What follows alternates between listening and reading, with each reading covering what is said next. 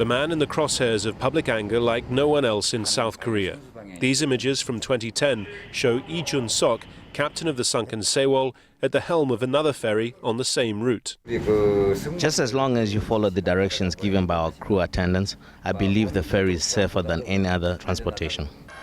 4 years later, that's exactly what hundreds of young passengers on the Sewol did, obeying instructions to stay put as the ferry sank, while the captain was among the first to be rescued.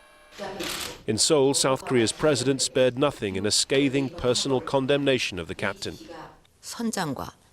Above all, the conduct of the captain and some crew members is wholly unfathomable from the viewpoint of common sense, and it was like an act of murder that cannot and should not be tolerated. She also demanded a full investigation into how the owners had won approval to add an extra deck to the ferry and extend its operating life by 10 years. Here on Jindo, though, the focus remained for the emergency crews on speeding up the recovery effort and trying to get as many bodies back to shore as possible. The first clear morning since the ferry went down, and dive teams were hoping to make the most of the improved conditions. Among them, Shin Sung-gu, a Special Forces veteran and one of South Korea's foremost rescue divers. Prepared, he says, for the grim, difficult task of pulling days-old bodies from the sunken wreck.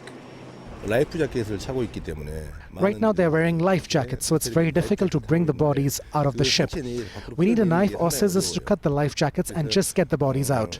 All aimed at speeding the recovery of the bodies. A somber and increasingly familiar process for the rescue crews and police at the dockside.